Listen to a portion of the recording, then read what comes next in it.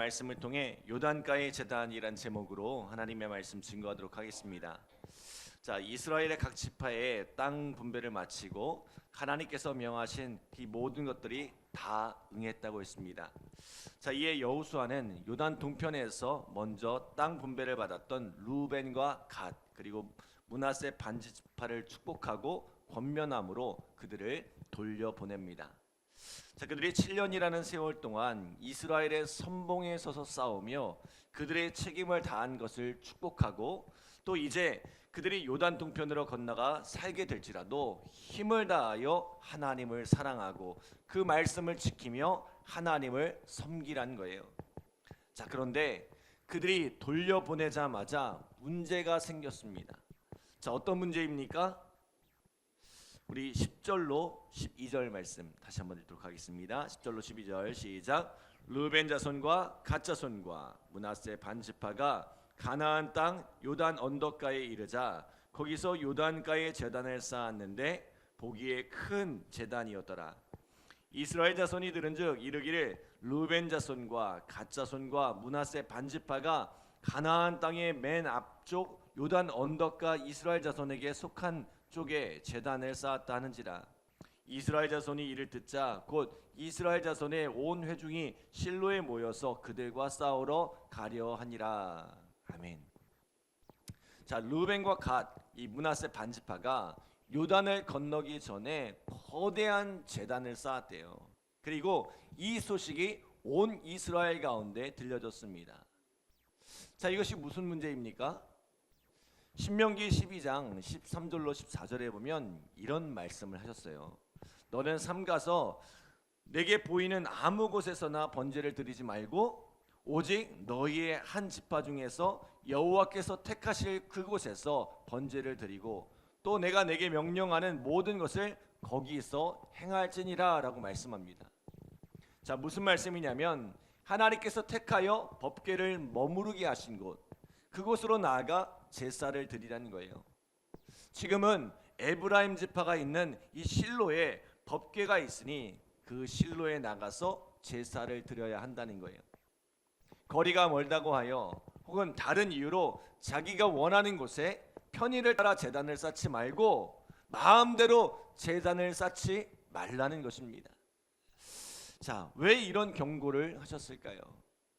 그들의 신앙이 분리되고 오염되는 것을 방지하기 위함이었습니다. 훗날에 일어날 일이지만 이 솔로몬 이후에 나라가 북이스라엘과 남유다로 갈라지게 되었습니다.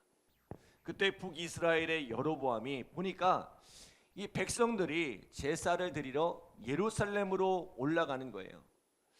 자신은 정통성이 없는 데다가 사람들이 예루살렘을 오가다 보면 그 백성의 마음이 다시 돌아서겠다 싶어서 이제 여로보암이 베델과 단에 제단을 쌓고 그곳에서 제사를 드리겠습니다. 심지어 그곳에 우상을 만들고 자기를 위한 제사장을 세우고 자기가 만든 절기에 그곳에서 섬기게 한 거예요. 그가 여기서 하나님을 섬기겠노라 했지만 이스라엘 가운데 하나님과 전혀 상관없는 믿음을 심었던 거예요. 결국 이 여로보암의 북이스라엘은 그렇게 하나님의 미워하시는 길, 진노의 길을 걸어갔습니다. 여로보암의 제단은 하나님을 섬기기 위한 제단처럼 보였습니다. 그러나 그 제단은 하나님과 상관없을 뿐만 아니라 하나님의 미워하시는 우상을 섬기는 일을 하고 있더라는 거예요. 제단을 쌓는다는 것은 하나님께 순종함을 뜻하는 것입니다. 하나님께 순종하기로 결단하는 거예요. 그런데 여로보암의 제단은 그 목적 자체가 달랐습니다. 하나님의 명하신 일을 거스르고 자기를 위해 제단을 쌓았던 거예요. 오늘날 우리는 이 예배라는 제단을 쌓고 있습니다. 그런데 우리가 이 예배라는 제단을 쌓으며 주의해야 할 것이 있습니다. 그 제단이 누구를 위한 것이냐는 거예요. 자, 그것이 나를 위한 제단이 아니라 하나님을 위한 제단이 되어야 한다는 것입니다. 많은 성도들이 예배를 드리면서 무엇을 중요하게 생각합니까? 내가 은혜를 받았는가? 내게 은혜가 되는가? 이것을 굉장히 중요하게 생각합니다. 내가 은혜를 받으면 좋은 예배, 내게 은혜가 안 되면 실패한 예배라고 생각하는 경향이 있습니다. 그런데요, 사실 예배에서 내가 은혜를 받고 안 받고는 그리 중요한 문제가 아닙니다. 예배에서 중요한 것은 나의 예배를 하나님께서 기뻐 받으셨는가 하는 것입니다. 우리 예배가 하나님께 온전한 영광을 올려드렸는가, 이것이 중요한 거예요. 도저히 예배하기 힘든 불편한 환경, 정말 예배에 은혜 받기 힘든 상황에서도 우리가 온전한 마음을 다해 예배한다면 하나님은 그 예배를 기뻐 받으십니다. 오늘날 우리의 예배가 점점 갈수록 나의 편안함에 포커스를 맞추고 있습니다. 그러나 사실 예배는 나를 편안하게 하는 것이 아니라 나를 불편하게 하는 것입니다. 어제도 우리가 나눴던 이 로마서 12장 1절로 2절에 보면 이렇게 말씀하시죠. 그러므로 형제들아, 내가 하나님의 모든 자비하심으로 너희를 권하노니 너희 몸을 하나님이 기뻐하시는 거룩한 산제물로 드리라. 이는 너희가 드릴 영적 예배니라. 너희는 이 세대를 본받지 말고 오직 마음을 새롭게 함으로 변화를 받아 하나님의 선하시고 기뻐하시고 온전하신 뜻이 무엇인지 분별하도록 하라. 예배는 하나님 앞에 내 몸을 드리는 거예요. 나를 각떠서 하나님 앞에 산제물로 올려드리는 것이 예배입니다. 하나님의 선하시고 기뻐하시고 온전하신 뜻이 무엇인지를 분별하여 그 뜻에 나를 쳐서 복종시키는 것, 그것이 바로 예배입니다. 여러분, 오늘 우리가 드리는 이 예배는 어떤 예배입니까? 내가 원하는 방식, 내게 기쁨이 되는 방식, 그런 모습으로 쌓아드리는 예배가 되고 있지 않습니까? 우리가 하나님의 말씀에 나를 쳐서 복종하는 예배가 되기를 원합니다. 오늘 르우벤과 갓, 므낫세 반지파가 세운 제단이 이러한 제단이 아닐까 의심되는 정황입니다. 그들이 실로까지 와서 제사를 드리는 것이 싫어서 자신들의 편의대로 자신이 원하는 방식으로 제사를 드리기 위해 이 요단가에 이렇게 커다란 제단을 쌓은 것은 아닌가 생각되는 거예요. 게다가 이스라엘에게는 두 번의 큰 실패가 있었습니다.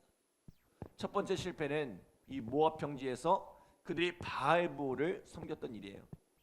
선지자 발람이 발락에게 알려준 계략으로 이 모압 여인을 동원해 그들을 유혹하면 그들이 그 여인들과 음행을 하고 우상 숭배에 빠져 스스로 자멸하게 되리라는 것입니다. 결국 이 일로 이스라엘 가운데 하나님의 진노가 쏟아졌고 이스라엘 가운데 연병이 내려 무려 2만 4천 명이 몰살되는 큰 아픔을 겪었습니다. 자, 두 번째 사건은 아간의 사건이에요. 여리고성의 승리에 도취해 있을 때 이 아간이 하나님께 드려질 제물을 감추었습니다. 이 일로 인해 이스라엘이 이 작은 아이성 앞에서 큰 패배를 맛보아야 했습니다. 그들은 우상 숭배가 얼마나 무서운 일인지, 또 작은 죄 하나가 온 이스라엘을 고통 속에 몰아넣을 수 있다는 것을 뼈저리게 경험했습니다. 그러므로 오늘 다른 제단을 쌓은 이 르우벤과 갓, 므낫세 반지파의 행동이 하나님의 진노를 불러올까 두려웠던 것입니다. 이에 온 이스라엘이 실로에 소집되고 싸움을 준비하게 돼요. 그리고 싸움에 나가기 전에 제사장의 아들 비느하스와 또 우리 각 지파별로 한 사람씩 10명의 지도자를 뽑아서 그들로 하여금 이 제단에 대한 조사를 맡기게 됩니다. 그리고 이런 메시지를 전해요. 자, 우리 18절로 19절 말씀 함께 읽겠습니다. 18절 19절 시작. 오늘 너희가 돌이켜 여호와를 따르지 아니하려고 하느냐? 너희가 오늘 여호와를 배역하면 내일은 그가 이스라엘 온 회중에게 진노하시리라. 그런데 너희의 소유지가 만일 깨끗하지 아니하거든 여호와의 성막이 있는 여호와의 소유지로 건너와 우리 중에서 소유지를 나누어 가질 것이니라. 오직 우리 하나님 여호와의 제단 외에 다른 제단을 쌓음으로 여호와를 거역하지 말며 우리에게도 거역하지 말라. 자, 아멘. 왜 다른 제단을 쌓아 온 이스라엘이 하나님의 진노 아래 있게 하느냐는 거예요. 그러므로 그 동편 땅에서 믿음을 지키며 살 자신이 없으면 차라리 이 요단 서편으로 건너와서 여기에서 기업을 얻고 함께 살아가자는 것입니다. 동편 땅을 정리하고 차라리 서쪽에 와서 함께 살자는 거예요. 자, 죄를 행하며 많은 것을 누리는 것보다 적은 것을 얻을지라도 하나님의 기뻐하시는 삶을 살아가는 것이 훨씬 더 유익하다는 것입니다. 우리가 내일 다시 나누겠지만 결론적으로 이 제단은 제사를 위한 것은 아니었습니다. 동편 땅에 살아가는 루벤과 갓 이 므낫세 반지파가 한 이스라엘임을 증명하기 위해 세운 기념비와 같은 것이었습니다. 그들이 이스라엘에서 잊혀지지 않기 위한 기념비였어요.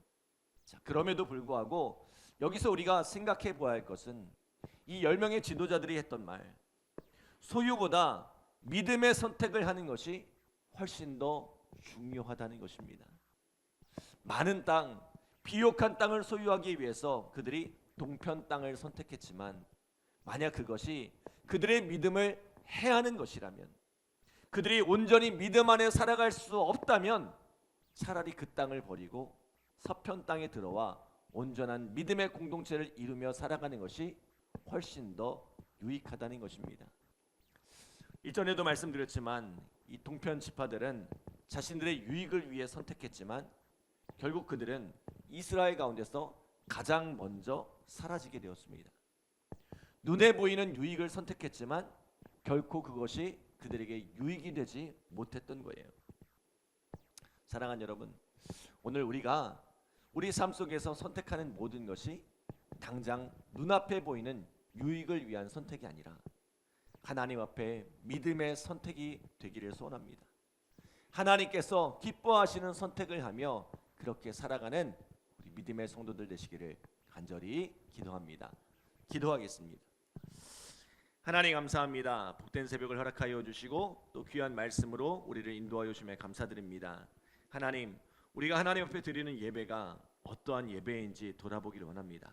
우리의 만족과 우리의 유익을 위한 그런 예배가 아니라 하나님이 기뻐 받으시는 예배, 하나님께 온전한 영광을 올려드리는 그러한 예배가 되어질 수 있도록 주님 축복하여 주시옵소서. 또한 하나님, 우리가 어떤 선택과 결정을 할 때 우리의 유익을 위해 당장 내 눈앞에 보이는 어떤 이익을 위해 선택하는 것이 아니라 우리가 믿음의 선택을 할 수 있게 하시고 하나님이 기뻐하시는 선택을 할 수 있도록 우리의 발걸음, 우리의 믿음을 지켜 보호하여 주시옵소서. 오늘 이 새벽에도 간절한 마음으로 기도하는 우리 성도들 주님께서 응답하여 주시고 또 열매 맺게 하시는 귀한 사랑, 은혜를 경험케 하여 주시옵소서. 감사드리며 예수님의 이름으로 기도드립니다. 아멘.